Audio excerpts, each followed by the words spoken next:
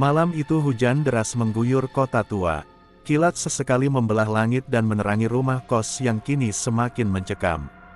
Maya duduk di tepi tempat tidurnya, tubuhnya masih gemetar setelah kejadian di ruang bawah tanah pada malam sebelumnya. Di tangannya, tergenggam erat kunci besi tua yang ia temukan di altar ritual. Ia belum tahu untuk apa kunci itu, tapi ia yakin itu bukan sembarang kunci. Suara ketukan samar terdengar dari balik dinding kamarnya, bukan dari pintu, tetapi dari arah cermin tua yang tergantung di sudut ruangan. Maya mendekat perlahan, menatap pantulan dirinya di cermin yang buram. Di balik bayangannya sendiri, ia melihat sosok pucat berdiri diam. Sosok itu tidak bergerak mengikuti refleksi dirinya, ia diam seperti patung, menatap Maya dengan mata kosong. Tiba-tiba, darah mulai mengalir dari pinggiran cermin, menetes ke lantai dan membentuk pola simbol aneh. Maya mundur panik, namun cermin mulai bergetar dan terdengar suara tangisan pelan dari dalamnya. Suara itu seperti berasal dari seorang wanita, menangis dalam kesedihan mendalam, memanggil nama Maya berulang kali. "Maya, tolong aku, kembalikan aku dikurung di sini." Suara itu lirih namun menusuk. Pintu kamarnya mendadak tertutup sendiri dan terkunci. Maya mencoba membukanya, namun sia-sia. Cahaya lampu mulai meredup. Satu persatu lampu di lorong padam, meninggalkan hanya cahaya remang dari kilat yang menyelinap lewat celah jendela. Dari arah cermin, sosok perempuan mulai merangkak keluar. Bukan lewat kaca, tapi seolah menembus dari balik dimensi. Wajahnya hancur separuh, rambut panjangnya menutupi dada, dan tubuhnya dibalut kafan yang telah usang. Maya menjerit, tubuhnya terpaku, tak mampu bergerak. Napasnya tercekat saat makhluk itu mendekatinya. Tapi tiba-tiba, kunci besi di tangan Maya mulai terasa panas. Ia refleks menjatuhkannya ke lantai. Ketika kunci itu menyentuh lantai, simbol darah dari cermin menyala merah terang dan menciptakan lingkaran pelindung di sekeliling Maya. Sosok hantu itu tak bisa masuk ke dalam lingkaran. Ia meraung marah, lalu kembali ke cermin dengan kecepatan mengerikan. Maya mengangkat kunci itu perlahan. Di atasnya, ukiran kecil berbentuk mata terlihat bersinar samar. Ketika Maya mendekatkan kunci itu ke cermin, suara jeritan lain terdengar, seperti ratusan roh berteriak bersamaan.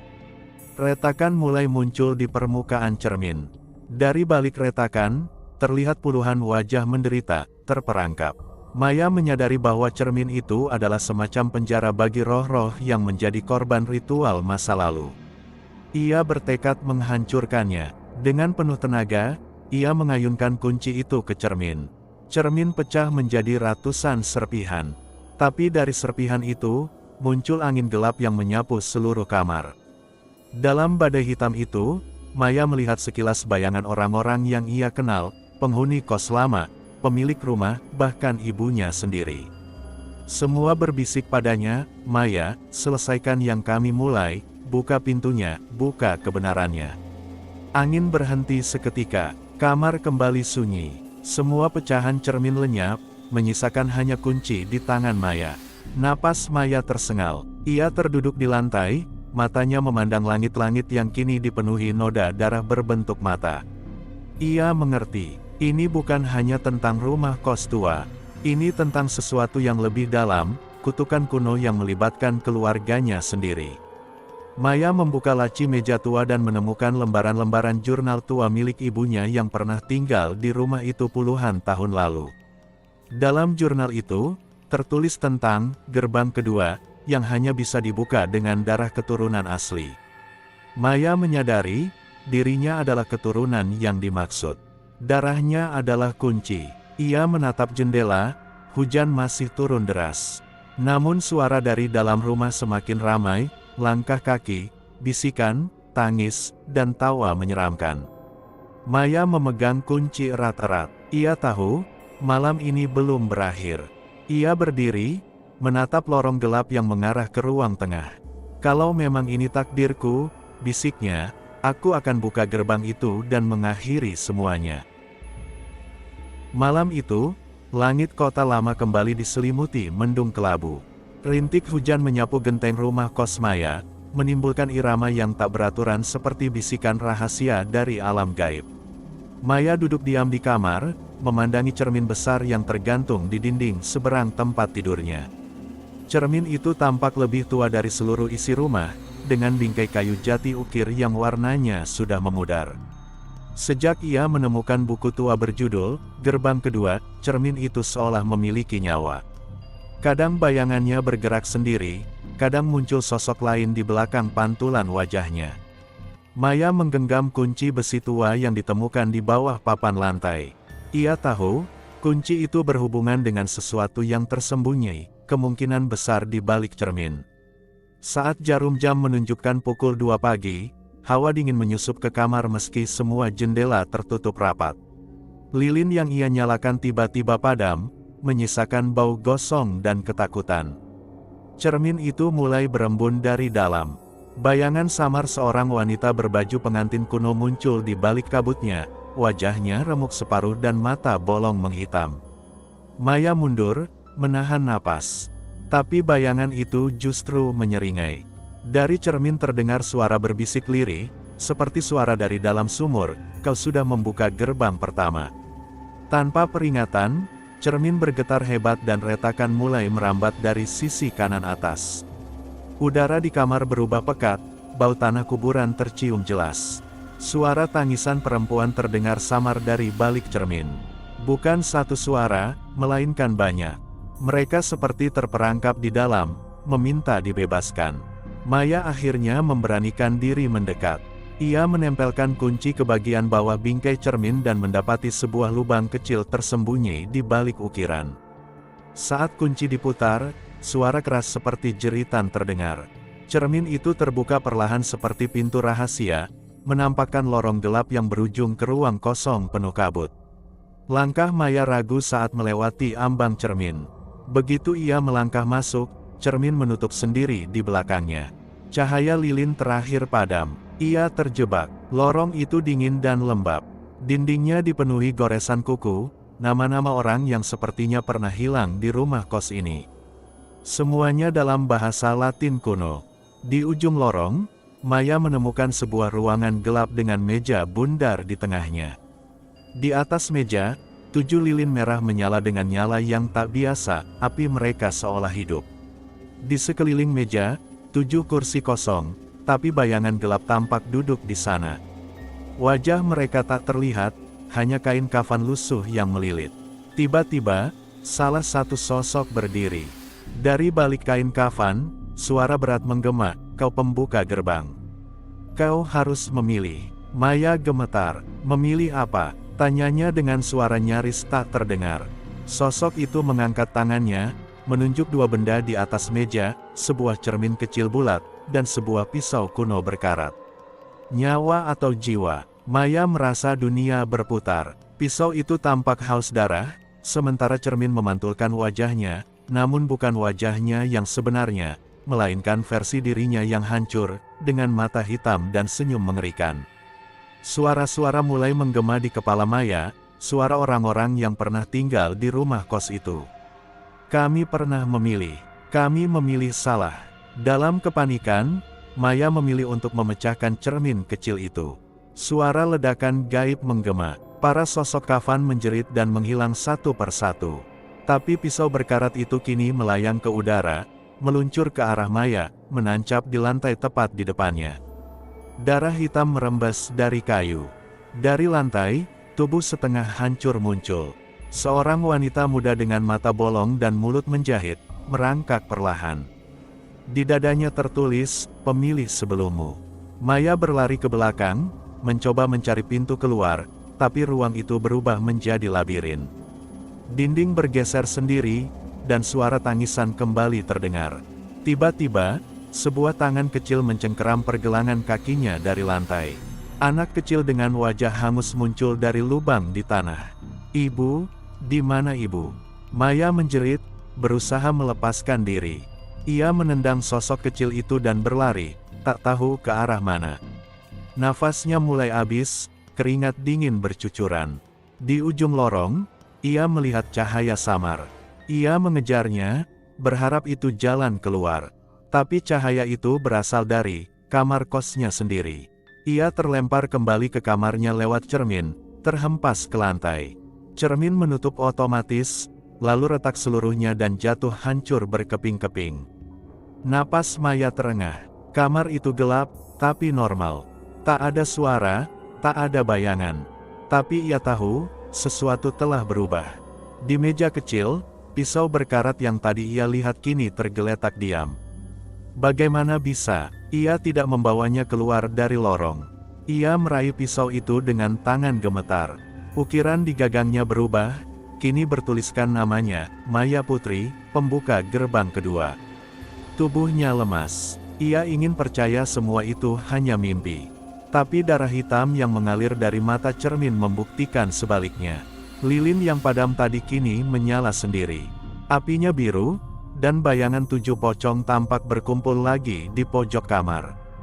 Diam, menanti. Maya menutup matanya, berdoa dalam hati. Tapi doa-doanya seperti ditelan ruang kosong.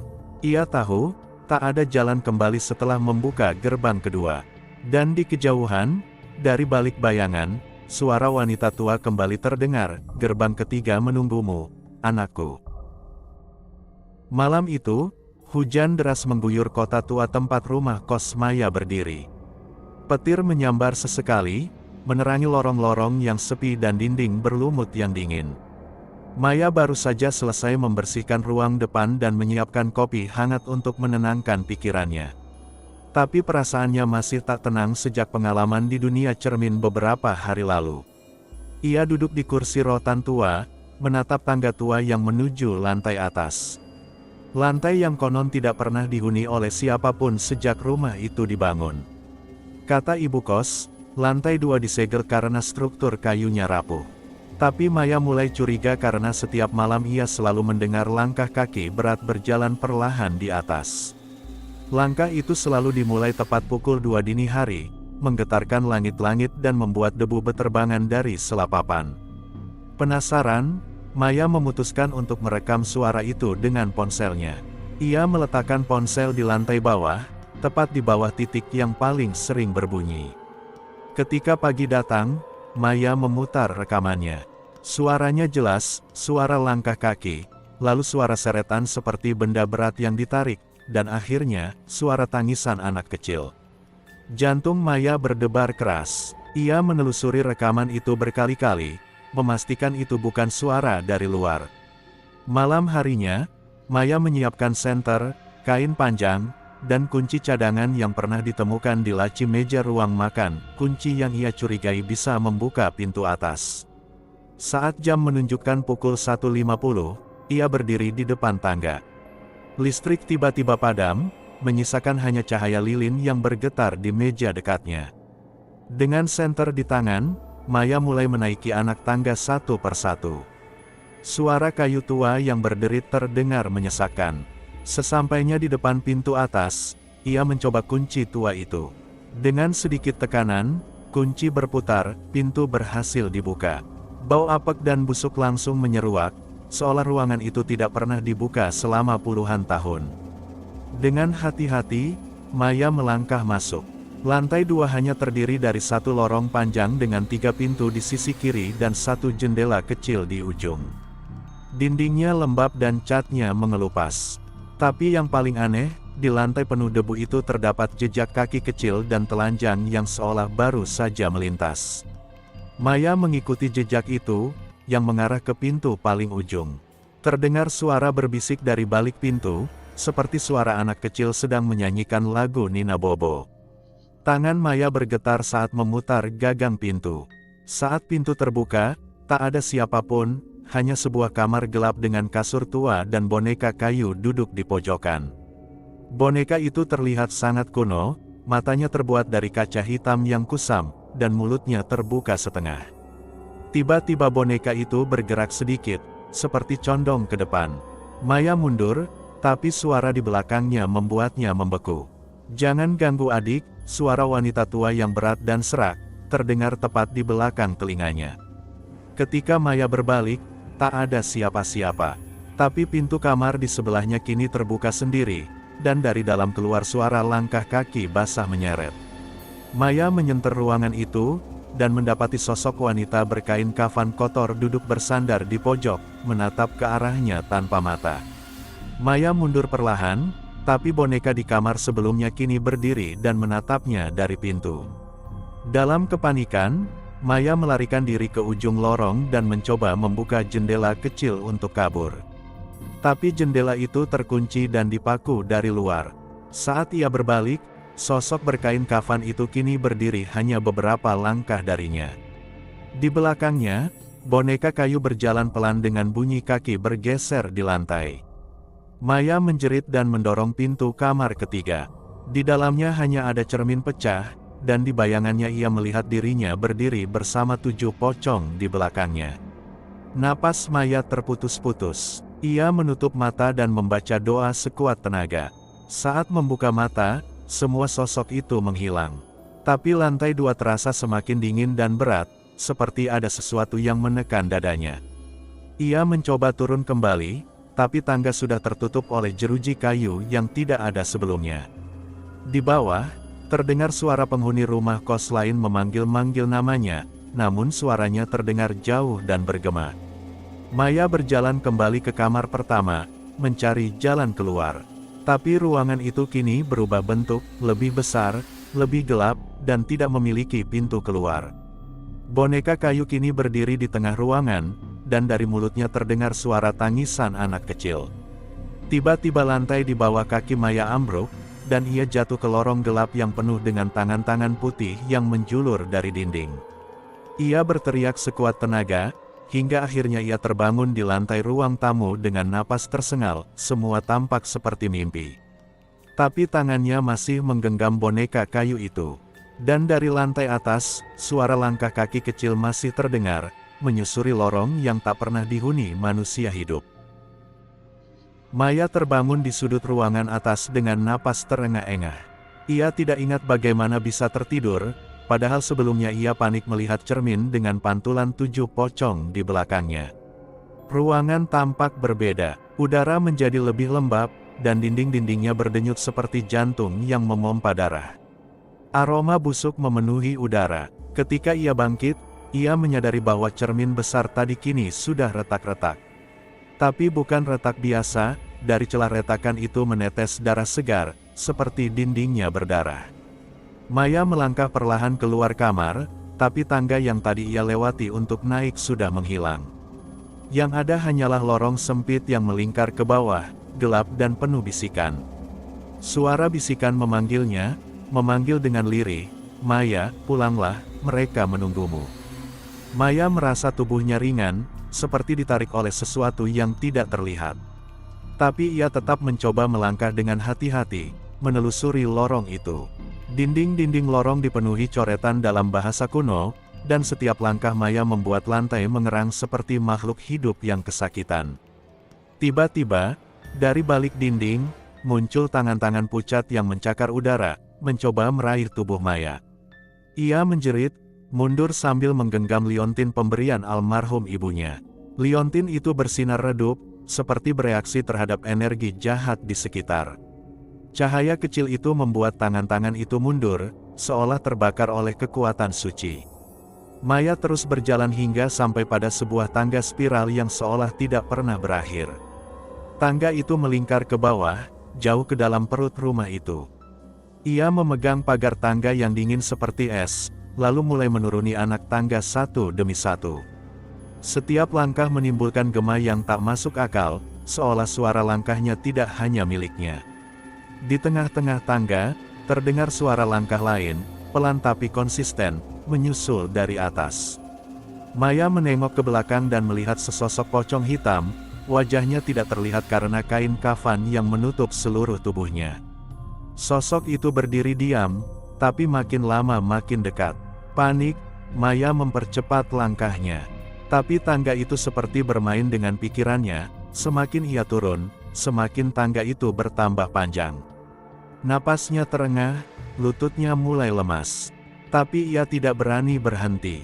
Suara tawa kecil mulai terdengar dari bawah tangga, suara anak kecil yang pernah ia dengar di episode sebelumnya. "Ayo turun, Maya, teman-teman menunggu," kata suara itu. Maya tiba di sebuah pintu kayu tua di dasar tangga. Pintu itu terukir dengan gambar 7 wajah manusia, semuanya tanpa mata.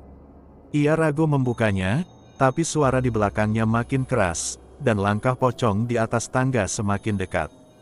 Dengan gemetar, ia dorong pintu itu perlahan. Ruangan di baliknya adalah aula tua yang besar, penuh dengan boneka kayu tergantung di langit-langit. Setiap boneka menatap ke arah Maya dengan mata hitam kosong. Di tengah aula, ada lingkaran darah segar dengan satu kursi tua di tengahnya. Di kursi itu duduk seorang wanita tua dengan wajah yang sangat mirip Maya, seolah melihat versi dirinya yang lebih tua dan lebih lelah. Wanita itu menatap Maya tanpa berkedip. "Akhirnya kau datang juga," katanya dengan suara serak dan dingin. Maya mundur, bingung. "Siapa kau?" "Aku adalah akhir dari pilihanmu. Semua jejakmu mengarah ke sini." Tiba-tiba, 7 sosok pocong muncul di sekeliling lingkaran darah, membentuk formasi yang sama seperti dalam cermin sebelumnya. Tapi kini wajah mereka jelas, mereka adalah penghuni lama rumah kos itu. Salah satu dari mereka adalah penjaga rumah, satunya lagi penghuni yang pernah ditemukan tergantung, dan lainnya adalah sosok-sosok yang muncul dalam mimpi Maya. Mereka semua menunduk, lalu mengangkat tangan menunjuk ke Maya. Lantai aula mulai retak, dan dari retakan itu muncul wajah-wajah yang menjerit, seolah mereka dikubur hidup-hidup di bawah lantai itu. Maya berlari ke arah wanita tua itu dan berteriak, "Apa yang kau inginkan dariku?" Wanita itu tersenyum dingin. "Aku adalah kau, jika kau tidak memilih untuk melawan." Maya menatap liontinnya dan mengingat ibunya berkata, "Jangan biarkan mereka memilihkan jalanmu." Ia mencabut liontin itu dan melemparkannya ke tengah lingkaran darah. Cahaya terang menyembur dari liontin, membakar sosok pocong satu persatu.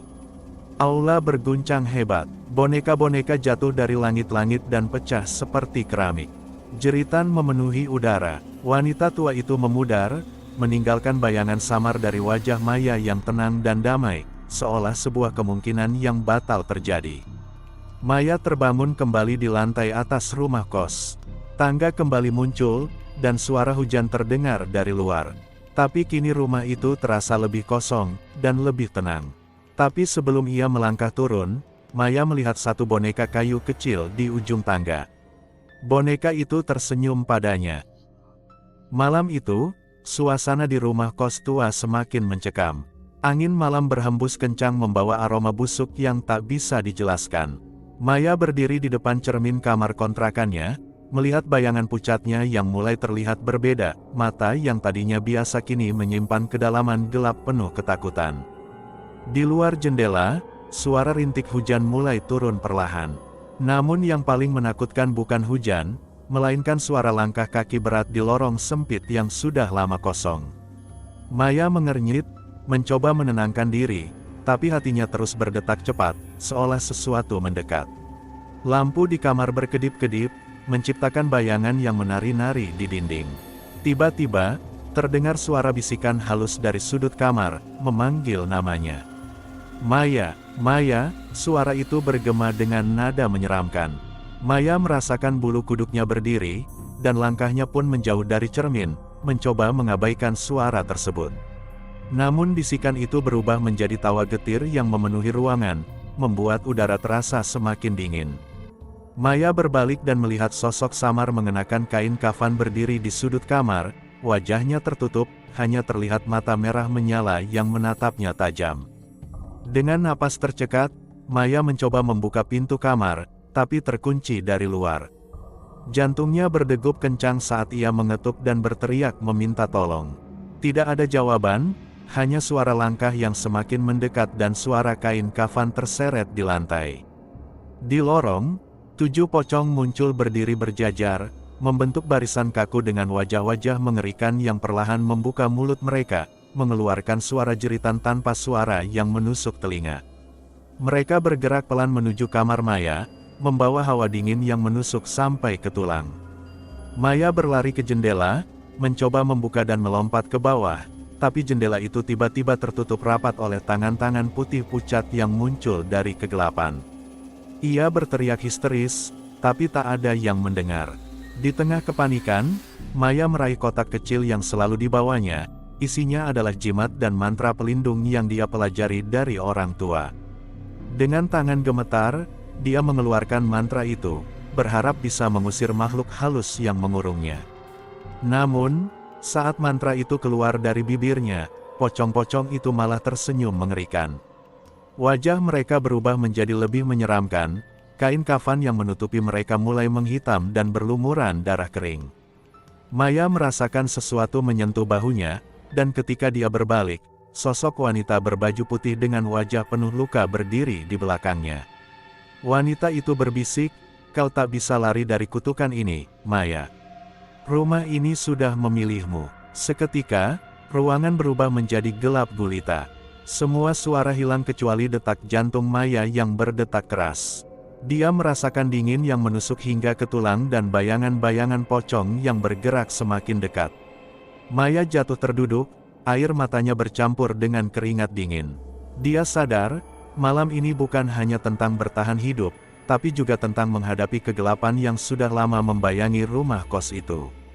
Dengan tekad yang baru, Maya berdiri dan mengambil langkah maju ke tengah ruangan. Dia membuka jimatnya dan memancarkan cahaya terang yang menusuk kegelapan, memaksa pocong-pocong mundur.